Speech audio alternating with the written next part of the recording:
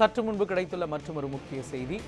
அண்ணா பல்கலைக்கழக மாணவி வன்கொடுமை வழக்கில் கைதான ஞானசேகரன் வீட்டிலிருந்து சொத்து ஆவணங்கள் பறிமுதல் செய்யப்பட்டிருக்கின்றன. அண்ணா பல்கலைக்கழக மாணவி பாலியல் துன்புறுத்தலுக்கு உள்ளான வழக்கு மிக பெரும் அதிர்ச்சியை ஏற்படுத்திய நிலையில் இந்த வழக்கில் கைதாகியிருக்கக்கூடிய ஞானசேகரன் வீட்டில் சோதனை நடத்திய நிலையில் அவரது வீட்டிலிருந்து சொத்து ஆவணங்கள் பறிமுதல் செய்யப்பட்டிருக்கின்றன. விரிவான விவரங்களை வழங்குவதற்காக நமது செய்தியாளர் ரஃபீக் இணைந்திருக்கிறார். ரஃபீக், எதற்காக இந்த சோதனை நடைபெற்றது? இந்த சோதனையில் கைப்பற்றப்பட்ட முக்கிய ஆவணங்கள் குறித்து சொல்லுங்க.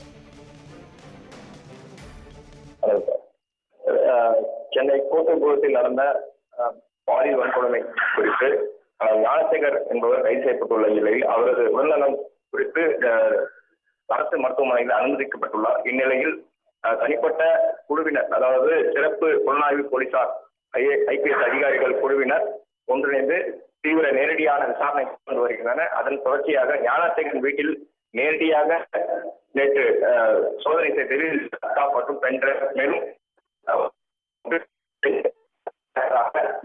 கூடுதலாக பட்டாக்கத்தில், அதாவது குற்ற செயலில் ஈடுபடக்கூடிய இரவு நேரங்களில் குற்ற செயலுக்கு ஈடுபடக்கூடிய ஞானசேகர் அவருடைய வீட்டில் பட்டாக்கட்டிகளும் பறிமுதல் செய்யப்பட்டுள்ளது. மேலும்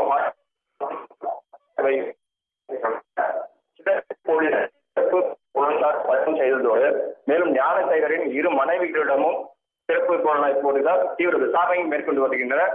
அவருடைய வங்கி கணக்குகள் குறித்தும் ஆய்வுகள் மேற்கொண்டு வருகின்றன. கோட்டூர்புரத்தில் ஞானசேகரன் வீடு சொத்து மதிப்பு மற்றும் எப்பொழுது வாங்கப்பட்டவை ஆகிய ஆவணங்களும் போலீசார் பறிமுதல் செய்யப்பட்டுள்ளன. மேலும் தீவிர விசாரணையும் மேற்கொண்டு வருகின்றன. அது மட்டுமின்றி புலனாய்வு போலீசார் தற்போது ஞானசேகரன் ஸ்டான்லி அரசு மருத்துவமனையில் அனுமதிக்கப்பட்டுள்ள நிலையில் அவருடைய அவரிடமும் தீவிர விசாரணை மேற்கொண்டு வருகின்றன. மேலும் குறிப்பாக அவரை மறுபடியும் விசாரணைக்கு திட்டமிட்டுள்ளதாக கூறப்படுகிறது. விவரங்களை வழங்கியதற்கு நன்றி ரஃபீக்.